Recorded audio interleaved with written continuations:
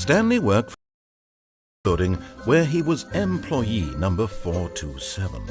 Employee number 427's job was simple.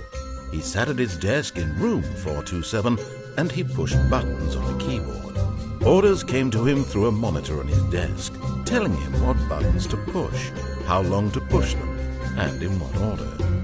This is what employee 427 did every day of every month of every year.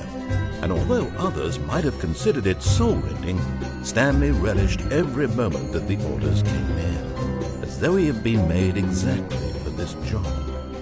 And Stanley was happy. And then one day, something very peculiar happened. Something that would forever change Stanley. Something he would never quite forget. He had been at his desk for nearly an hour when he realized that not one single order had arrived on the monitor for him to follow.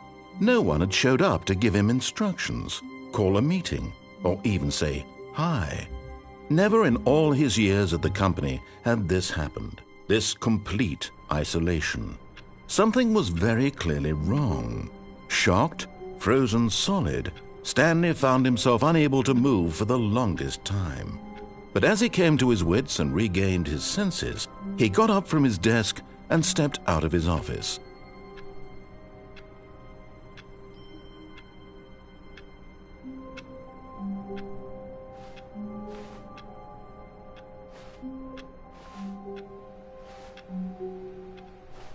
All of his co-workers were gone. What could it mean?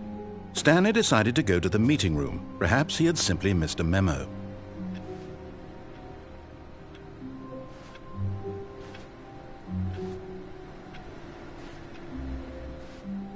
No matter how hard Stanley looked, he couldn't find a trace of his co-workers.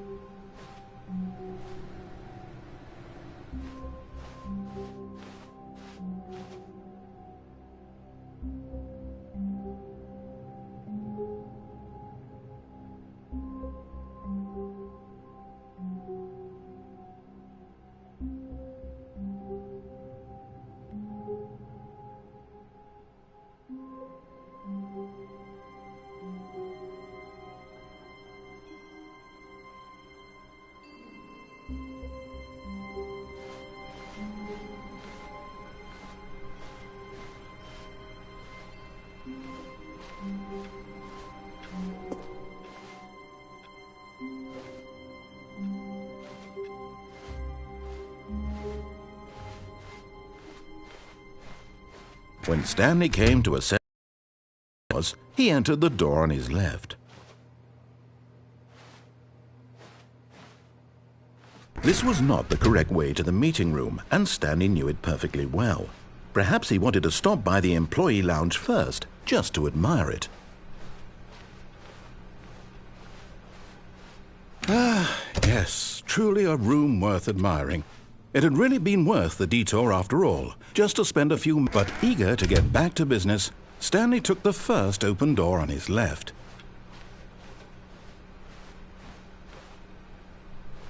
And so he detoured through the maintenance section, walked straight ahead to the opposite door, and got back on track.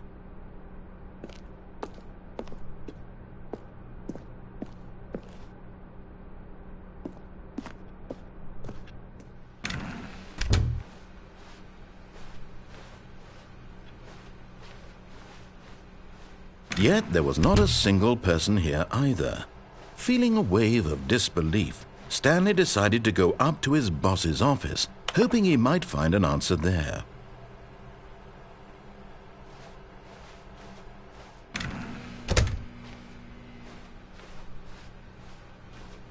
Coming to a staircase, Stanley walked upstairs to his boss's office.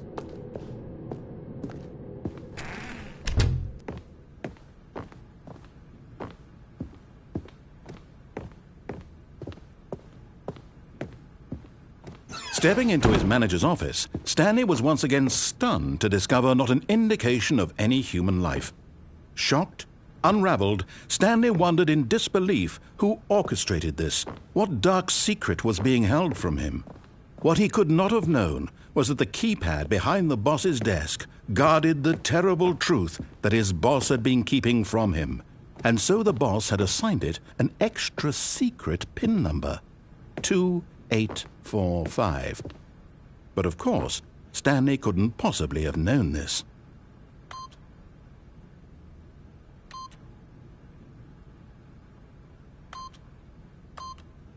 Yet incredibly, by simply pushing random buttons on the keypad, Stanley happened to input the correct code by sheer luck. Amazing. He stepped into the newly opened passageway.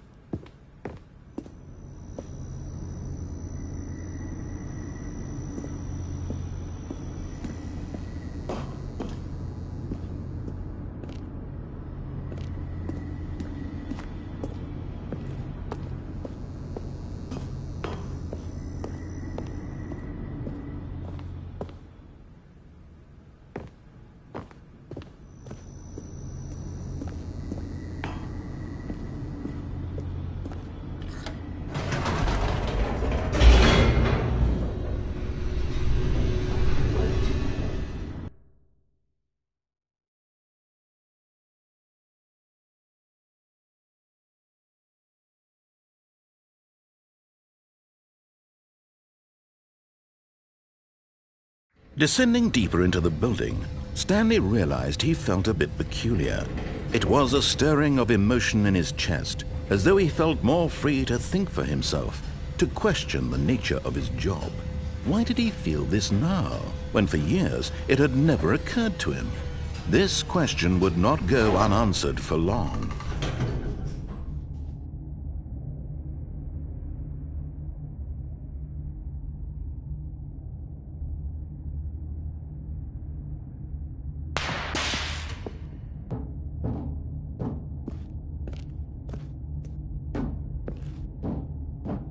Stanley walked straight ahead through the large door that read Mind Control Facility.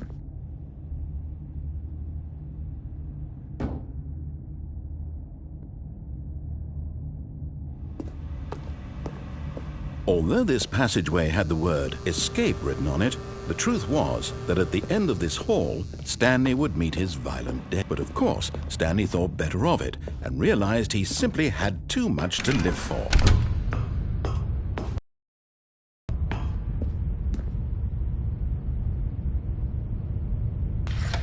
The lights rose on an enormous room packed with television screens. What horrible secret did this place hold? Stanley thought to himself. Did he have the strength to find out?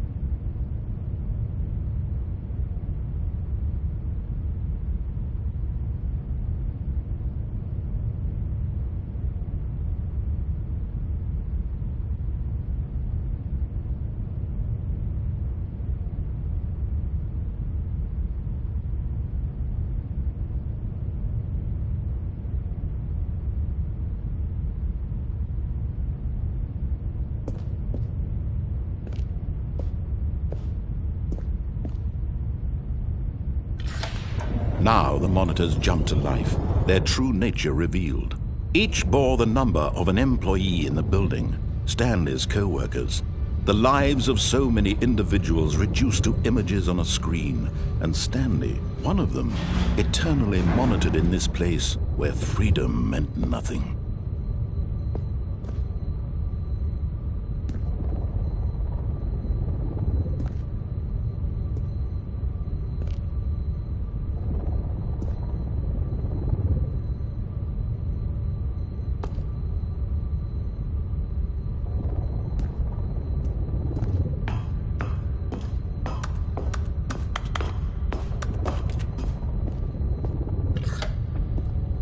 This mind control facility, it was too horrible to believe. It couldn't be true. Had Stanley really been under someone's control all this time? Was this the only reason he was happy with his boring job? That his emotions had been manipulated to accept it blindly? No, he refused to believe it. He couldn't accept it. His own life in someone else's control? Never! It was unthinkable. Wasn't it? Was it even possible? Had he truly spent his entire life utterly blind to the world? But here was the proof, the heart of the operation. Controls labeled with emotions, happy or sad or content, walking, eating, working, all of it monitored and commanded from this very place.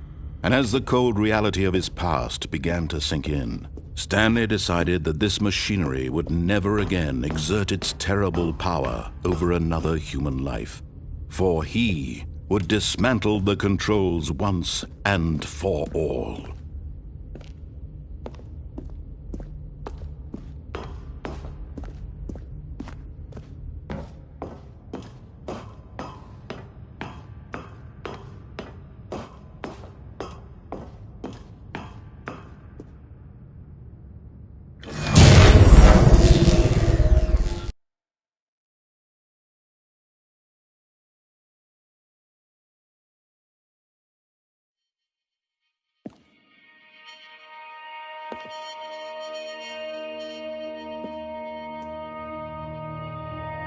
Blackness, and a rising chill of uncertainty. Was it over? Yes! He had won! He had defeated the machine, unshackled himself from someone else's command. Freedom was mere moments away.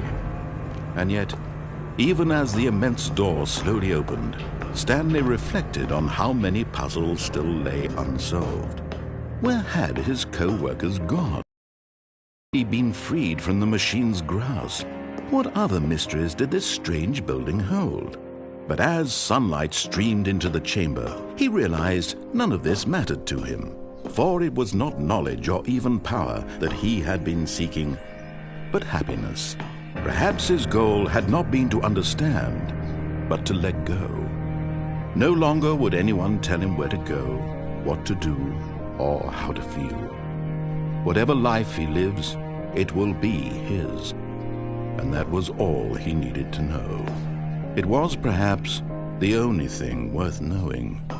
Stanley stepped through the open door.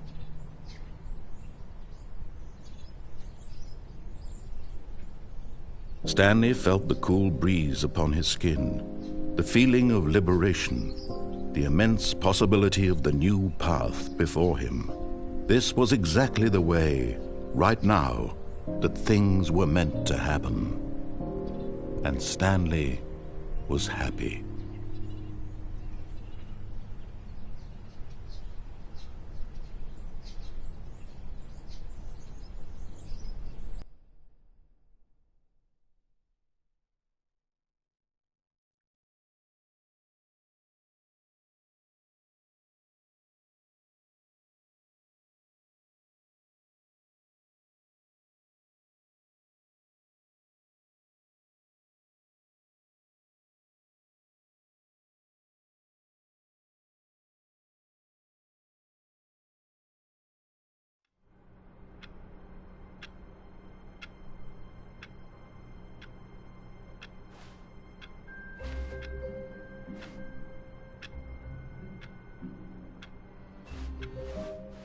All of his co-workers were gone.